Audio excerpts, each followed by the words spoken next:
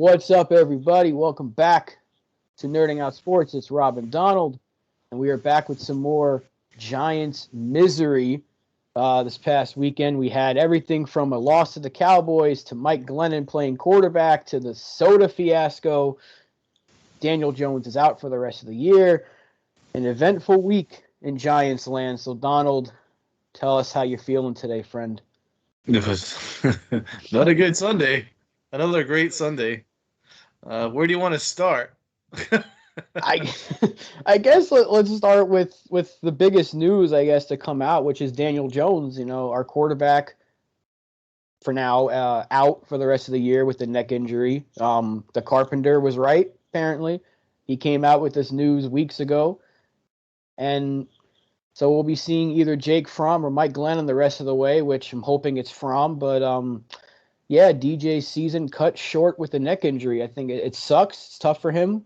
I was hoping to see him make some strides down the stretch, see what we have in him, making a decision on the quarterback position. But yeah, it's tough news. You never want to see a guy go down with a neck injury, especially. You can never be too careful with that.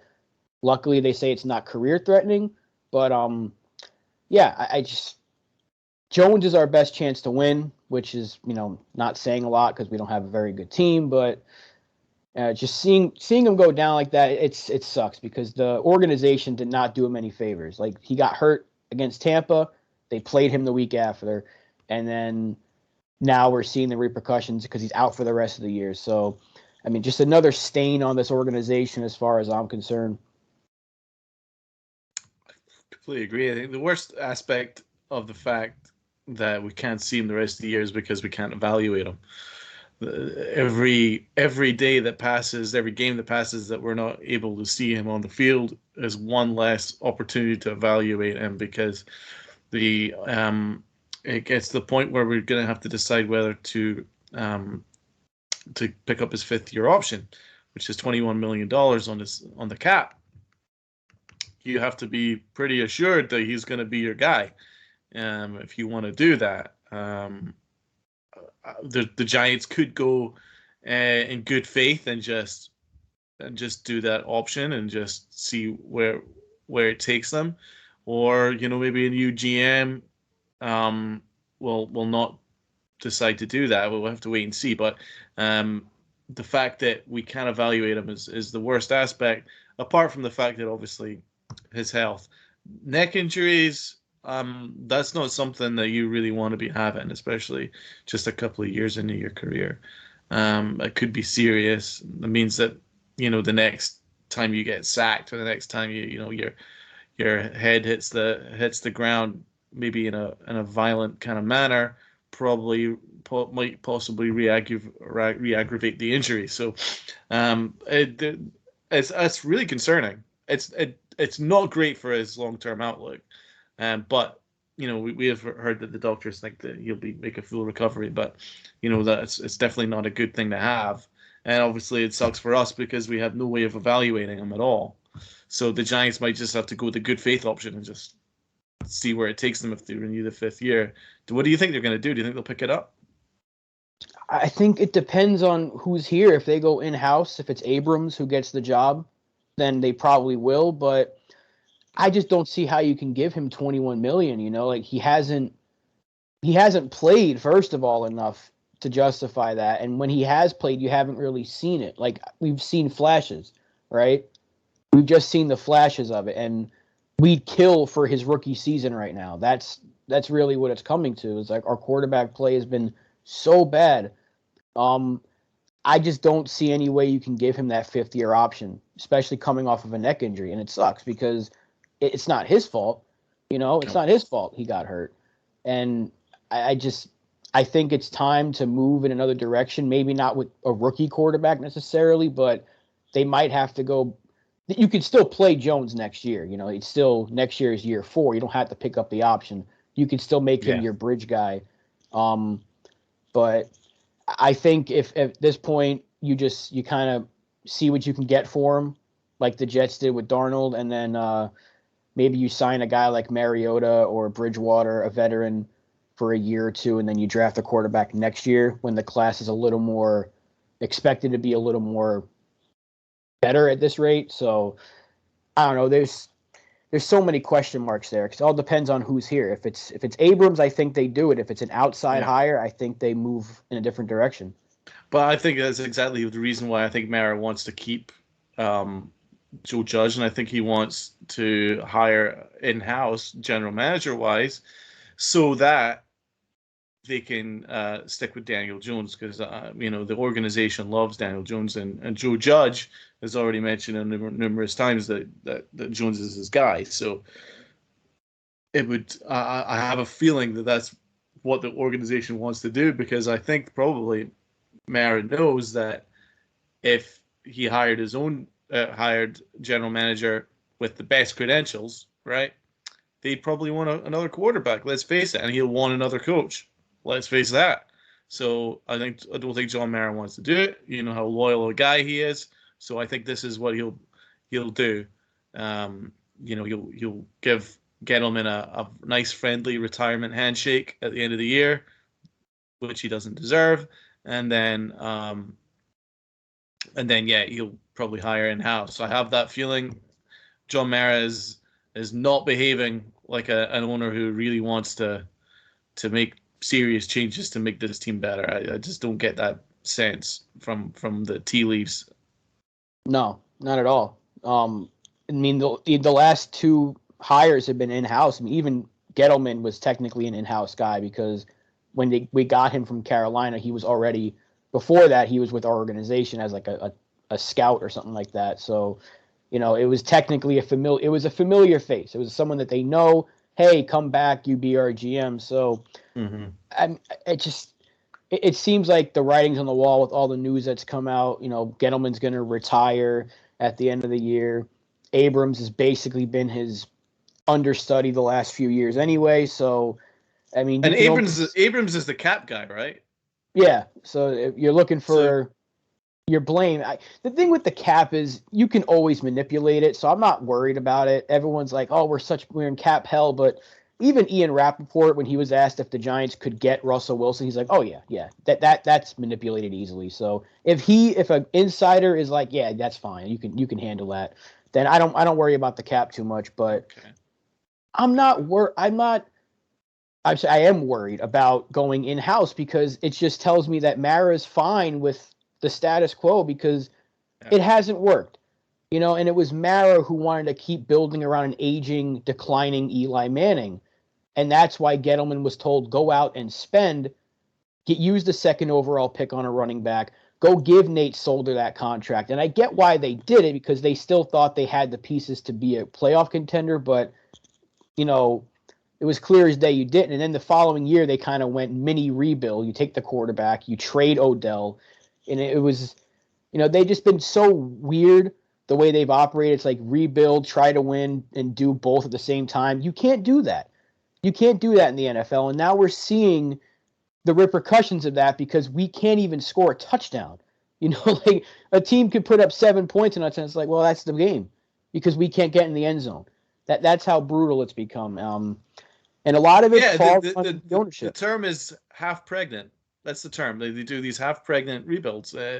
It's never worked, and John Mara keeps trying to do it, and he keeps repeating the same mistakes over and over and over again.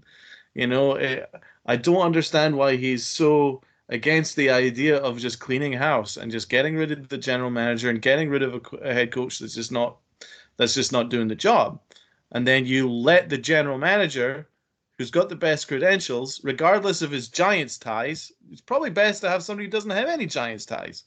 Like when the league kind of forced George Young on Wellington Mara, he had no ties to the Giants. And what did he do? He made the best decisions for the football team, right?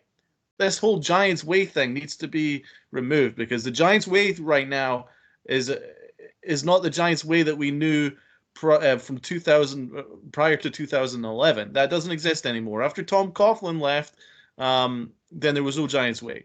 Now we're just kind of fumbling around, just hiring bad head coaches and sticking with really bad general managers and getting ourselves lost in this process where we misjudge where we are as a team. We think, oh, we're really close to the playoffs. All we need to do is just spend a bunch of money in free agency, and we're going to make the playoffs, right? Now, the first time we did that, Jerry Reese was doing that to save his job, which is always a terrible way to approach a free agency. If you're free agency to save your job, then that's a problem because it means that you're not doing the long-term best interests of the New York Giants. That means you're doing it to save your own ass, and you're looking for short-term gain. So it worked for that 1 year, but then it imploded, and then it was terrible, and the Giants were in salary cap hell, right? And now we're in a very similar situation where Gettleman was spending money to A, save his job, and B, because they thought that they were going to make the playoffs, because somehow they thought that they had a playoff roster, which was, again, misjudgment. So now they've put themselves again in salary cap hell, which they really didn't need to do. And, I mean, yeah, we will be able to manipulate the cap, but it's not something you really want to be doing. If this is a yearly thing of manipulating your own cap to try and sneak in players, then that means you're doing your job badly as an organization. And that's kind of where we're at. We'll be fine in 2 years, I believe. A year after next, then you can really shed some money on the cap. But right now, you're going to be on the look for a lot of things. You're going to have to cut Sterling Shepard, and you're going to have to look into cutting Saquon Barkley. I'm sorry, because that money doesn't really make sense to carry at this with the state of affairs that we've got. We've got so many holes throughout the roster, and we will need another quarterback because yes, they're going to keep Daniel Jones. We know they're going to do that, but there needs to be a solid veteran quarterback and you have to be fair. You have to let them battle it out. You can't just give Daniel Jones the keys to the kingdom. He's not proven that he's capable of doing that. So you need to sign somebody that can, just look at the Baltimore Ravens. How good is their backup quarterback? He put Green Bay to the sword there. If they didn't go for the 2, then they would have gone in overtime. They might have won the ball game. So you need to have a proper backup quarterback that's a starting caliber player because Daniel Jones gets hurt all the time. So there's a bunch of things that the Giants need to be doing. They're in this position where they're half pregnant, and it's so dumb. Joe Judge has not proven that he deserves another year, but the Giants are going to give it to him anyway. Yeah. It's such a mess, man. It really is. It really is. It's a disaster. I don't think I've seen it this bad, and I've been watching the teams for over 20 years, and I can't remember it being this bad. I know people have had it far worse than us, that have watched them for longer, but this is bad. Just everything from the organization, just the clueless ownership to the quarterback play to the play on the field. Look, I don't care how bad your offensive line is. I know we can blame it all afternoon. We can spend the whole day talking about the offensive line, but at some point you got to put the ball in the end zone. We've seen it just this past week. Teams with bad offensive lines. The Bengals, they can score. They have a bad offensive line. Difference is they have a quarterback. We don't have one right now. I get it. We have Mike Glennon, but you still have 2 running backs that were actually playing pretty well this past week. We still can't. We can't find the end zone. Come on, you cannot tell me that in today's NFL you're struggling to get the ball in the end zone. Everything caters to the offense nowadays. We can't score, and it puts that pressure on the defense, which I think our defense is solid. I won't say they're good or great. I think our defense is solid, average at best, with the potential to be much better. But they're on the field so much because our offense gets the ball. We run some funky trick play almost every drive that goes backward. And it puts the defense right back on the field. Or Mike Glennon's just throwing up a duck that gets picked off. I mean, how long – the fact that it took to the last drive of the game for them to put Fromm in last week tells me everything I need to know about this organization, this coaching staff. Joe Judge does not know what he's doing. He got away with it last year because the team was playing tough, right? They were playing tough for 60 minutes. In all but 2 games, they were tough. They were fighting. You never really saw they were out of it. This year, you go down 7-0, you're like, well, I don't think we come back from this. And Dallas was basically just like, we don't even care. Dallas didn't care. They could have put 30 on the board against us, but they actually, cared last on Sunday. So that's really what it is. The Giants are the get right game for every team. I don't remember exactly who said that quote, but that's what we are. if you need to get something going and you're playing the Giants, like Philly's going to be like, well, we need to get something going here. Good thing we got the Giants on the schedule because that's a team you do it against. And it's such a shame that it's come to this. Mara's dope. I can't stand him. The whole soda thing, that proves every point that everyone that has a negative thing to say about John Mara. Just look at the medium soda fiasco. That right there is your answer. Everybody. Do you think he's doing this because the fans booed him a couple of days ago a couple of weeks ago for the Eli Manning? Remember on the Eli Manning day and he got booed? Do you think that he's getting his own back? Because that was crazy. That was unbelievable. Like a troll job. Like, oh, you want to boo me for Fan Appreciation Day? Thank you for your hundreds and hundreds of and thousands of dollars for your season tickets. Here's a medium soda, not a large, not a souvenir cup, and only one person gets it. So if you pay for 5 tickets, you're getting 1 soda. So do you get? Do you even get 5 straws? Like, I don't know. Do you share the drink? Like, how does this work? It's such a sad state of affairs, man. I didn't think I'd ever see 1 per PSL. Can you imagine 1 per PSL? That's so You're like, bad. oh, can I get a medium soda for me and my wife, please? No, only you're allowed it. Whose name is on the account? And it's a big thing over a medium frickin' soda. Like, you can't go to CVS and get yourself a soda. You know what I mean? You can't go to yourself to Five Guys and pick yourself up a medium soda. So it's like, how is this fan appreciation? A medium soda? Are you kidding me? You don't even get a souvenir cup? What about a bobblehead? Give me a bobblehead. Can you give me a bobblehead? No, you can't give me a bobblehead. You gotta give me a medium, like flag, a banner, a T-shirt. Like season. A T-shirt. You give me a free medium soda that you can get. You go to your mom and pop pizza shop down the street. You get that same cup. That's the cup they give you. Like, it's bad, man. I can't believe it. This is what they're doing for the fans. Like, I'd be mad, and I'm actually happy that Dallas fans just completely outclassed the Giants at their own stadium. John Mara deserved every last bit of that. The fact that they were Cowboys fans at every corner, they were cheering louder than the Giants fans were. Mara deserves it. He deserves it. He is so clueless. Steve Tisch, who doesn't get talked about enough, he is just as bad. They are. I mean, look, we've talked about for the Yankees how the ownership is dreadful sometimes, but yeah, I would take Hal Steinbrenner in a heartbeat right now over John Mara. Oh, so, my God, that's bad. But you're probably right. It's hard to argue. I mean, Steve Tisch is he's a movie guy. He's a movie producer. He has no idea about football. He leaves it all to John Mara, who has only a little bit more football knowledge than Steve Tisch. A little bit.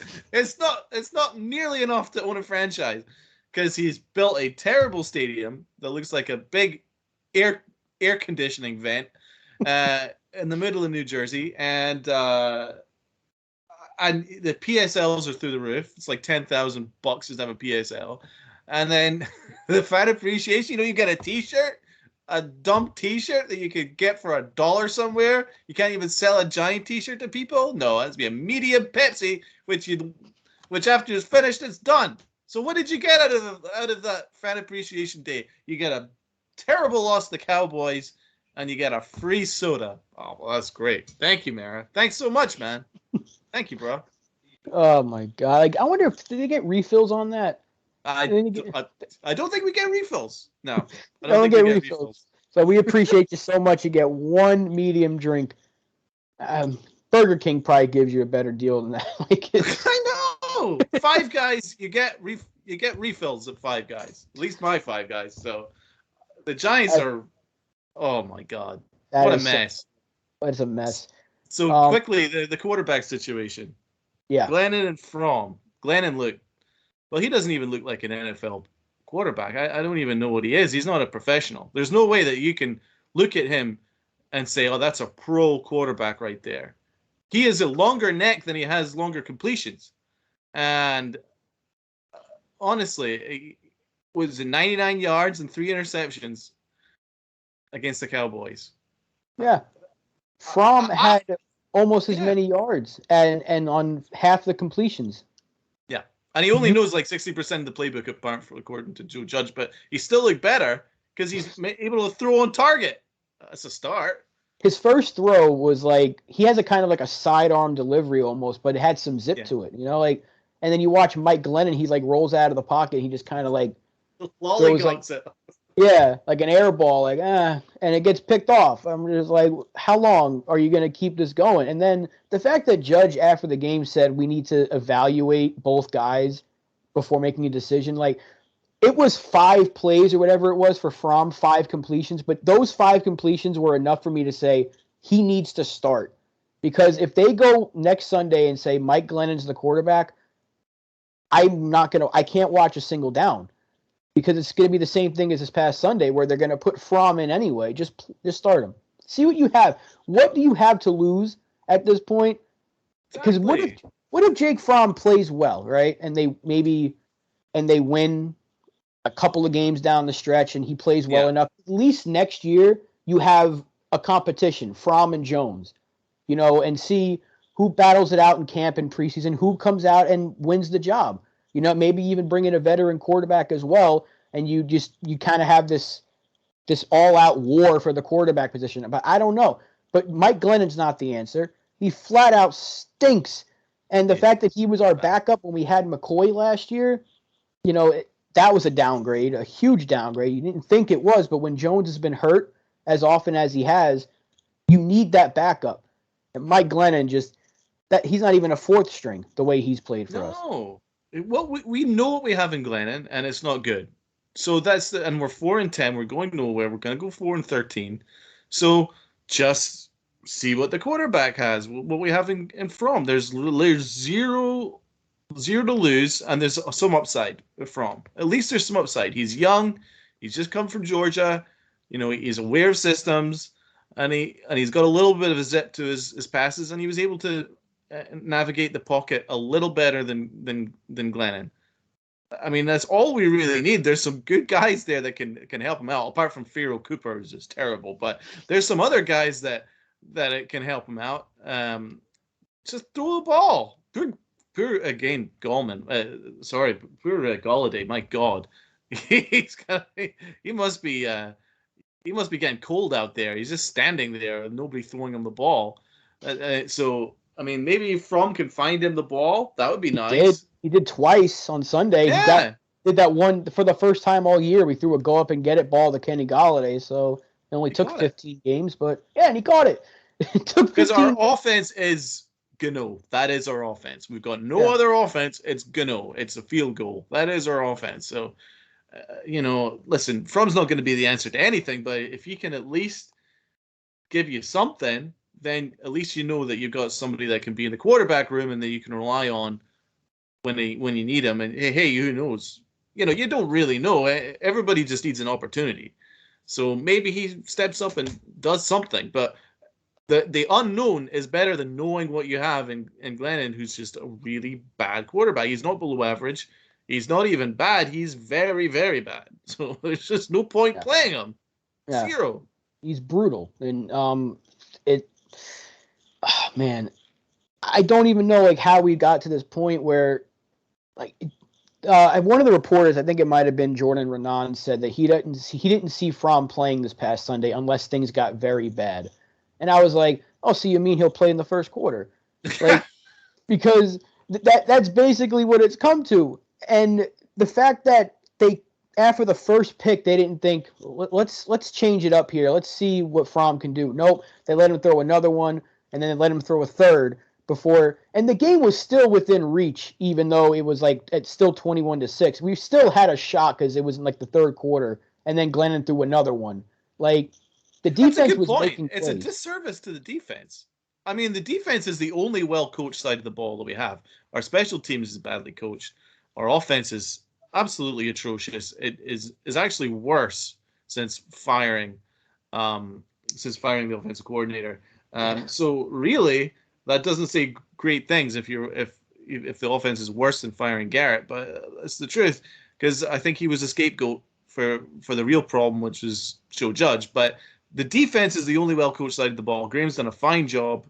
He's done what we can. We don't have the best pass rush, but at least we're getting something out of it enough to make the Cowboys sweat a little bit, and that's a credit to them. They hung in there, and so what did Joe Judge do to at least give the defense a chance to give them a rest? Oh, he just kept Glennon out there, so they had to keep going out there because he kept throwing picks all the time.